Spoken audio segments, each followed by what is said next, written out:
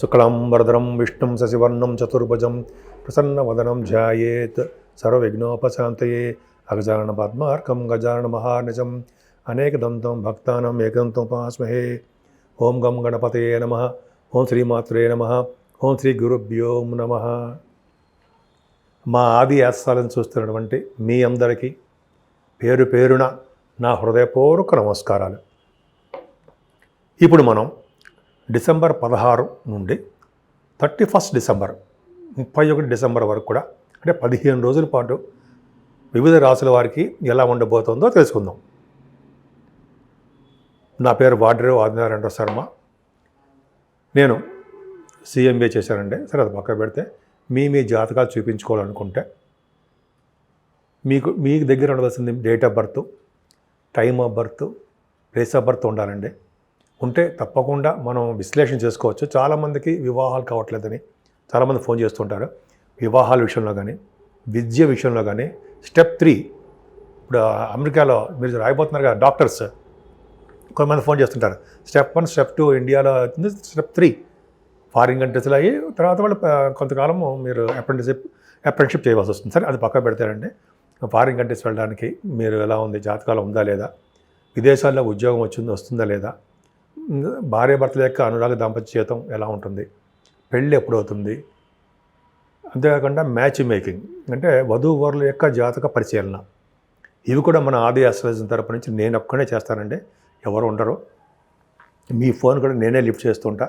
కాకపోతే ఇలా షూటింగ్స్లో ఉన్నా, నేను వేరే జాతకాలు చెప్తూ ఉన్నా, బహుశా మీ ఫోన్ లిఫ్ట్ చేయకపోవచ్చు, రికార్డ్ అవుతూ ఉంటుంది. కాబట్టి మీకు మెసేజ్లు పెట్టండి, తప్పకుండా నేను పరిష్కార మార్గాలు మీ జాతకాలు మీకు ఫోన్ చేస్తా కూడా. అంతేకాకుండా వాస్తు సంబంధించిన విషయాల్లో కూడా మీకు కొద్దిగా నేను గైడెన్స్ ఇవ్వగలనండి.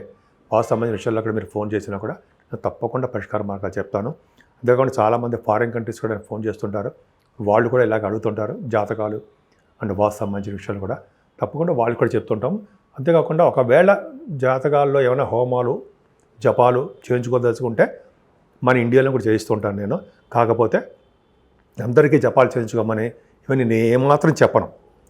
గ్రహాలు కనుక అనుకూలమైన పరిస్థితులు లేకపోతే పూజలు చేయించుకోమని చెప్తుంటాను. కాకపోతే ఇంకా పరిస్థితి బాగోకపోతే అప్పుడు జపాల్లోకి వెళ్తాను తప్ప అనవసరంగా డబ్బులు ఖర్చు పెట్టినివ్వను. సరే, అది పక్క పెడదామండి. ఇప్పుడు మనం డిసెంబర్ 16 నుండి 31 డిసెంబర్ వరకు కూడా మనం తెలుసుకోబోతున్నాము. ముందుగా మనం ప్లానటరీ పొజిషన్ గురించి తెలుసుకుందామండి. గురుగ్రహం మిథున రాశిలో వక్రగతిలో ఉన్నాడు. వక్రగతిలో ఉన్నటువంటి గ్రహము అద్భుతమైన ఫలితాలు ఏమి ఇవ్వండి.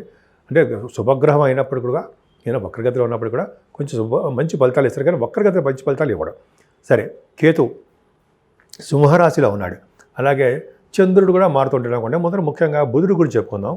బుధ శుక్రులు కూడా వృశ్చిక రాశిలోను, అలాగే రవి బుధ కుజ శుక్రులు వీరు ధనుసు రాశిలోను. అంటే రవి 16వ తారీఖు నుంచి ధనుసు రాశిలోను, 29 నుంచి బుధుడు ధనురాశిలోను, అలాగే శుక్రుడు 20th నుంచి ధనురాశిలోనూ ఉంటారు. సరే, అది పక్కన పెడితే చంద్రుడు కూడా వెళ్తా పడుంటాడు అనుకోండి. కుజుడు కూడా మీకు ఆల్రెడీ కుజుడు ధనుసులోనే ఉన్నాడు. రాహు మీకు కుంభరాశిలో ఉన్నాడు. చంద్రుడు కూడా కలుస్తున్నాడు 25th and 27th. విశేషత కూడా ఉంది. అలాగే శనీశ్వరుడు మీకు మీనరాశిలో ఉన్నాడు. సో ఇవి గ్రహాల యొక్క పరిస్థితులు అండి. మిథున రాశి వారికి మీ రాశిలోనే గురుడు ఉన్నాడు. చాలా బాగుంది కదండి.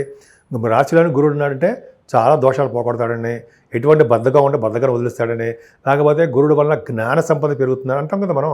జ్ఞానం వృద్ధి అవుతుంటుంది కదండి. మీకు మ్యాథమెటిషియన్గా మీరు చాలా నేమ్ అండ్ ఫేమ్ మీకు ఉంటుంది. తెలివైన వారు గుర్తుపెట్టేసుకుంటారు, కామ్గా ఉంటారు. కానీ మీరు పైకి చూస్తే సామాన్యులా కనిపిస్తారు. చాలా తెలివైన వారు, యాక్టివ్గా ఉంటారు. కానీ ధనప్రాప్తి చాలా బాగుందండి.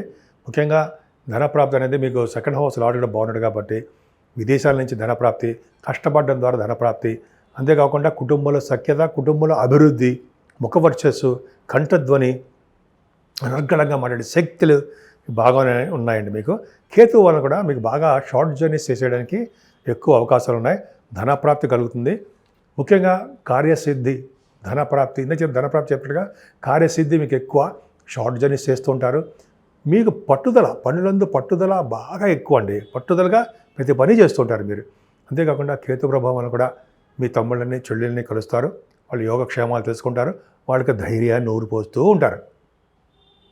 మీ రాశి వారికి చదువులో ఆటంకాలు ఎదురవుతూ ఉంటాయి. అవునా? అంటే బాగా చదువుతూ అనుకుంటారు కానీ బట్ చదవలేకపోతారు. చదువుతారు కానీ చదువులో ఆటంకాలు ఎదురవుతుంటాయి.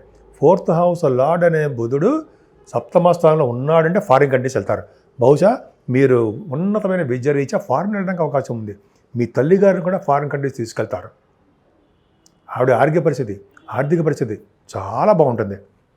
వాహనాలు, గృహ సౌఖ్యము, ఆభరణాలు, తర్వాత రైతులకు కూడా మంచి పంటలో బ్రహ్మాండంగా సక్సెస్ అవ్వడాలు, పండ్ల తోటలు కలిగి ఉండాలి. ఎంత బాగుందండి. పండ్ల తోటలు కలిగి ఉంటాయి మీకు, పండ్ల తోటలు ఉంటాయి మీకు, కొంతమందికి ఉంటాయి.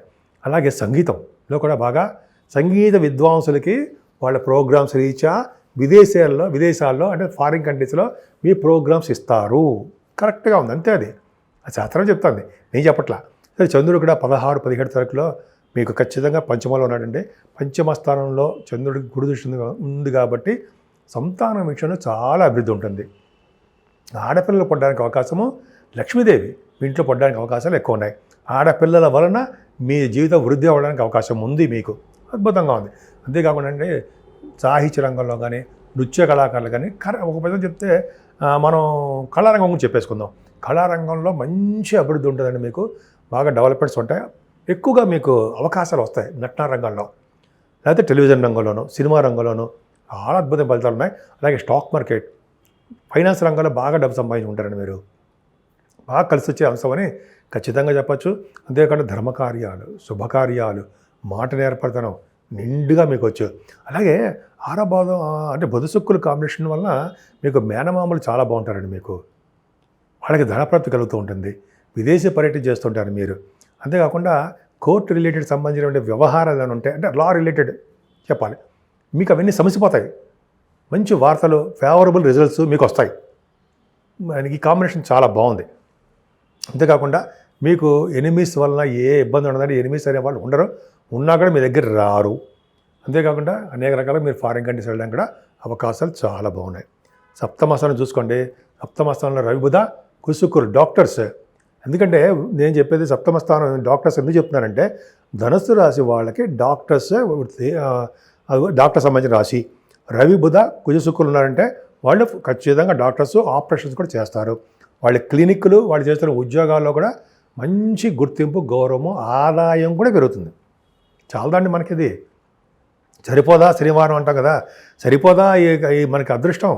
అంతేకాకుండా భార్యాభర్తల యొక్క అనురాగ దాంపత్య జీవితము, శుభకార్యాలు, ధర్మకార్యాలు మీ ఇంట్లో చేసుకోవడము, వివాహాది వేడుకలు అతి త్వరలోనే మీ ఇంట్లో చేస్తున్నారు. అంతేకాకుండా రఘుబుధుల వలన ఫైనాన్స్ రంగంలో కూడా మంచి మాస్టర్స్ అవుతారండి మీరు. అంతేకాకుండా లా అంటే కొంతమంది అంటారు కదా, మన అడ్వకేట్స్ అంటాం కదా, న్యాయవాదులు, వాళ్ళకి సప్తమ స్థానం కూడా బాగుండాలి, గురుడు కూడా బాగుండాలి. అందుకే మీరు బాగా వాదించగలరు, న్యాయబద్ధంగా ఉండడానికి అవకాశాలు చాలా బాగుంటాయండి. సప్తమ స్థానం ది బెస్ట్. భాగ్యస్థానంలో చంద్రరాహులు ఫారిన్, మీ వ్యాపారాల రీత్యా ఫారిన్ కంట్రీస్ వెళ్తారు. చంద్రరాహులు 25-26 తారీఖులో చంద్రుడితో కలిసిన రాహు ఉండడం వల్ల రాహుకు బలం పెరుగుతుందండి. గురుదృష్టి కూడా ఉంది. అంటే మీకు విద్యలో బాగా రాణిస్తారు. ఇంజనీరింగ్ విద్య రీత్యా కుంభరాశి రాహు ఉన్నాడంటే వాడు బహుశా మెడిసిన్ విద్య రీత్యా మీరు ఫారిన్ కంట్రీస్ వెళ్ళడానికే ఎక్కువ అవకాశాలు ఉన్నాయి. ఫారిన్లోనే మీరు ఉంటారు. అంతేకాకుండా భాగ్యస్థానం రాహు వలన తీర్థయాత్రలు చేస్తారు, గురువుగారిని, పీఠాధిపతులను కలుస్తారు, శక్తి పీఠాలు దర్శించుకుంటారు. మీలో కొంతమంది కామాఖ్య అమ్మవారు దేవాలయాలు దేవాలయం సందర్శనం ఉంటుంది మీకు. బగళాముఖి అమ్మవారి ఆశీస్సులు తీసుకుంటారు. అంత పవర్ ఉందండి అక్కడ. కామాఖ్య అమ్మవారి గుడిలో నేను వెళ్ళాను, చాలా పవర్ఫుల్. సో మీరు వెళ్ళండి, వెళ్తారు కూడా. భాగ్యంలో రాహు ఉన్నాడు కదా, పైగా ఫ్లైట్స్ ఎక్కి తిరగడానికి అవకాశాలు ఉన్నాయి. మీరు చేస్తున్న వ్యాపార అభివృద్ధి చాలా బాగుంటుంది. ముఖ్యంగా సాఫ్ట్వేర్ రంగ వ్యాపారాలు, రియల్ ఎస్టేట్ రంగ వ్యాపారాలు, సినిమా పరిశ్రమలో ఉన్న కళారంగ వ్యాపారాలు అభివృద్ధి చెందుతాయి. దశమంలో శని, కంటక శని అంటాం కదా, కానీ ఇక్కడ ఒకటి చెప్పాలి, ఉన్న ఊరిని, ఉన్న గ్రామాన్ని వదిలి దూర ప్రాంతాల్లో మీరు నివసిస్తారు. మీ జాతకాల్లో కూడా చూసుకోండి. దశమంలో శని ఉంటే అలా చేస్తారు.